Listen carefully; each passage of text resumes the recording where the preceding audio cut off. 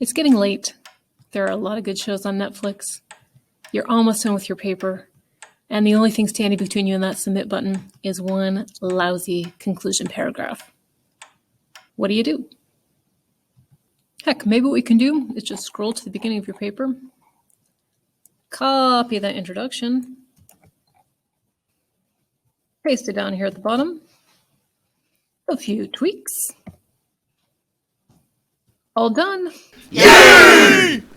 I was just kidding. Please don't do this. It'll make for a terrible conclusion. There is a better way, I promise. Sometimes we look at essay structure this way. The introduction is where we say what we're going to say, the body is where we say it, and the conclusion is where we say what we just said. The problem with this particular paradigm is it makes the conclusion feel like a throwaway paragraph, a place where you just repeat everything else that you've already written.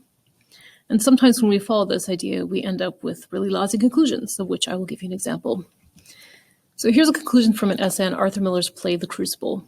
This play was loosely based on the Salem witchcraft trials, and the hero, John Proctor, committed adultery before the beginning of the play. So throughout the course of the story, he is just eaten up by guilt. Finally, at the end of the play, he's given a decision after he's been falsely accused of witchcraft.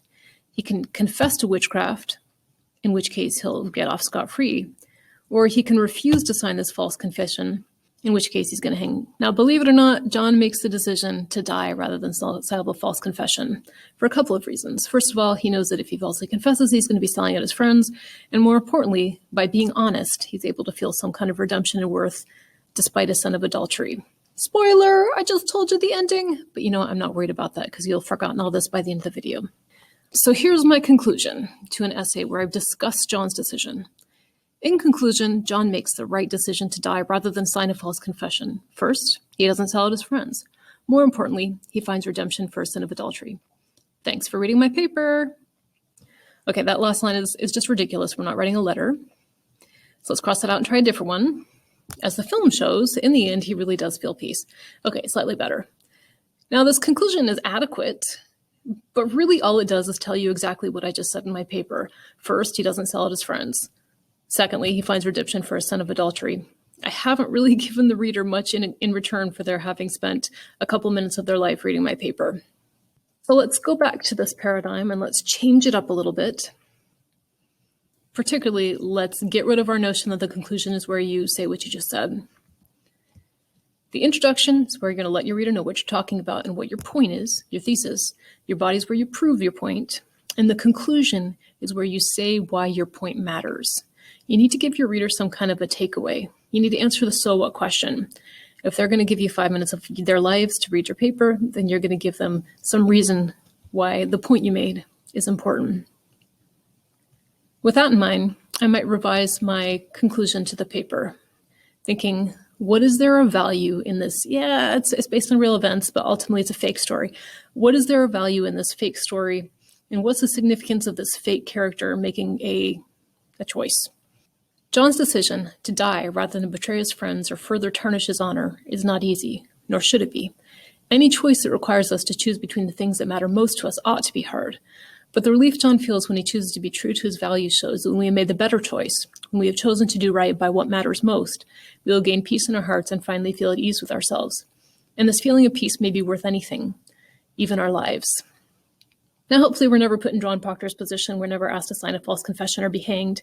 But we'll have to make choices, right? And when we choose to be true to the things that really matter, hopefully we'll feel that in our heart that we've done what's right. We'll feel that feeling of peace.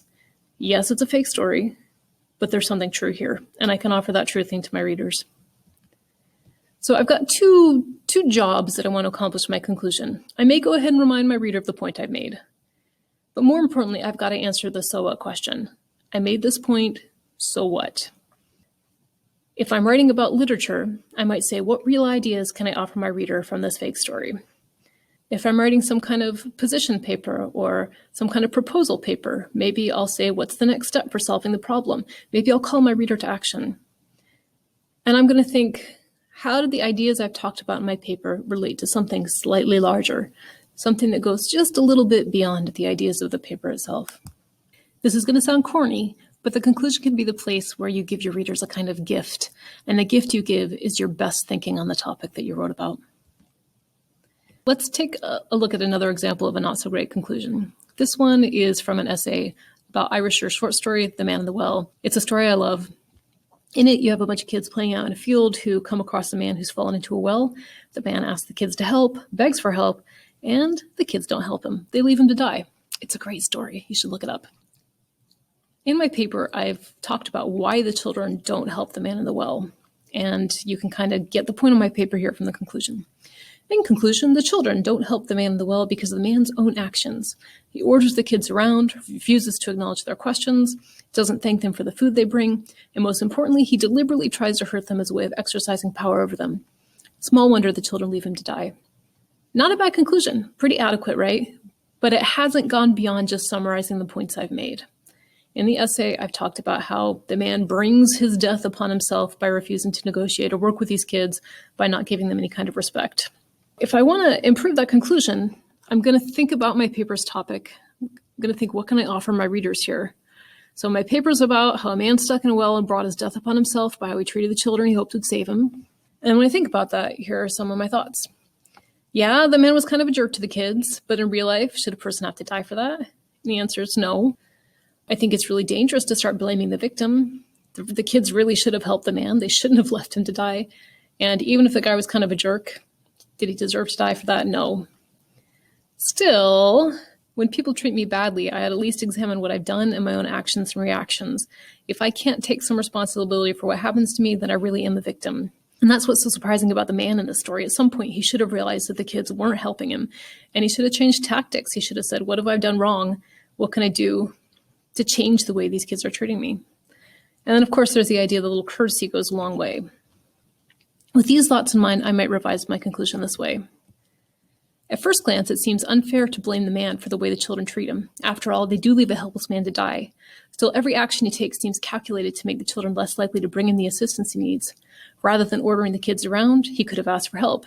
Rather than ignoring their questions, he could have answered these questions in a way that made him seem like a real person. And in the end, rather than hurting the children, he could have apologized to them or negotiated with them. We tread on dangerous ground when we start blaming victims for the trouble that comes upon them. Still, as the experience of the man in the well shows, there is always value in examining our own actions and taking responsibility for the effects they have on others. Otherwise, like the man in the well, we run the risk of making victims out of ourselves. I like this version better.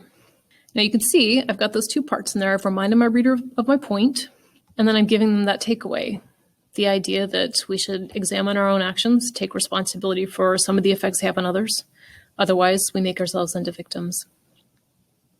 Let's do another example here, and I'm going to work with the speech A More Perfect Union delivered by Senator Barack Obama on March 18th, 2008, Philadelphia, Pennsylvania, when he was running for the Democratic nomination for president. In the speech, Obama had two goals. One was to deal with the controversy over remarks that his pastor had said, and the other, of course, was simply to present himself as someone who could be president. Here's my thesis. Obama successfully presents himself as presidential material by showing that he both embodies and understands the diverse groups that make up America. Of course, there are lots of different ways that a candidate can try and make himself or herself appear presidential. They can present themselves as just an average Joe, or they could present themselves as being hyper-competent, the kind of person who gets things done. But in this case, the strategy that he uses, which I think was a genuine one, was to show that he represents a lot of different groups personally because he's got a pretty diverse background and he understands some of the different diverse groups that make up America. So he's someone that can represent everybody if he becomes president. Having written this paper, here are some of my thoughts on the topic. As I just said, there are lots of different ways candidates can present themselves. We choose a leader as much for who they are as for their policies. We like people who are like us, so any candidate who says, I understand you, that's going to appeal to us. If we expect our politicians to be able to solve problems, they need to understand the problems that they're going to be facing. They maybe even need to have lived those problems. And I feel like Obama does that in his speech. He says, I get you. I've experienced some of that. And then there's also, since I'm looking at this speech, several years after it was given and after the Obama presidency has come and gone, I look at some of the hopeful sentiments in that speech and I think, well, have we improved since then? And so I have this thought that when we vote for a politician, we have no guarantee they'll be able to follow through on the promises they make. Still, we need to vote for someone who's aiming in the right direction. So even if a politician can't make everything happen that they want to, if they're aiming for the same targets that we are, that's worth something, right? Okay, so with that in mind, I'm ready to write my conclusion. And here's what I've got. While Barack Obama's immediate task in delivering his speech, A More Perfect Union, was to smooth over the controversy surrounding his former minister, his larger purpose was to present himself as someone people could trust to be president. And while there are many different strategies politicians can use to make themselves look presidential, the strategy Obama uses is highly effective. By describing his own personal background, he shows that he has connections in many of the diverse communities that make up America. And by specifically addressing the concerns of these diverse groups, he makes a sort of promise that if elected, he'll be the president for all Americans, regardless of race or socioeconomic status. In the speech, Obama says, "I've never been so naive as to believe that we can get beyond our racial divisions in a single election cycle or with a single candidacy, particularly a candidacy as imperfect as my own. Nor a voter so naive as to believe that any candidate, once in office, will be able to make good on all of the promises and hope they offer during the campaign." Still, in this speech, Obama does present himself as a candidate Americans trust, to have the right vision, a candidate they can trust to try. I can live with this conclusion. The examples I've been giving you have been from school essays. So the question then is, in the wild, outside of the zoo of school, what sort of strategies do writers use to finish their work? And I'd suggest that you start paying attention to that and see some of the different strategies that are out there. I'm going to point out one strategy that I see relatively often that I think is a really good one. And I'm going to call this bookending, just because I don't know what anyone else calls it. But when I was growing up, we had a set of bookends that matched. So what was on the left matched what was on the right. So when you bookend your writing, you take an idea that you've referred to in the beginning and you bring that up in the end. It's like coming full circle. Where you start ends up where you stop. And this can give your writing a sense of completion. You'll hear it all the time, start listening for it and say news stories where they end with a nice punchy last line that refers to some idea from earlier in the story. And sometimes you'll see it in, say, personal essays where you'll split a scene and start in a scene and then come back to that scene later. Again, it's a nice strategy for making your work feel finished. In our own papers, if we started with a great hook, then we might come full circle by bringing up that idea in the end. So here's an example. A date which will live in infamy. This is what President Franklin Roosevelt called December 7th, 1941, the day that Japanese forces attacked the American naval base at Pearl Harbor. Then when I get to my conclusion, maybe at the end, I'll bring up those words again. Although there can be no doubt December 7th was a date which will live in infamy, the address Eleanor Roosevelt gave on that date shows that even the worst infamy can produce an inspiring response. In conclusion, it can be useful to think of there being two jobs for the conclusion. First, you can remind your reader of the point you've made. And second, and most importantly, you need to answer the so what question and give your reader some kind of takeaway. You might also consider coming full circle, bookending whatever you had in the beginning, which will help make your writing feel finished. Now, with this in mind, you're just a paragraph or so away from writing a great paper and hitting submit. Well, of course, you've got to proofread and revise and all that good stuff. But then, fabulous paper done, you can be on to Netflix.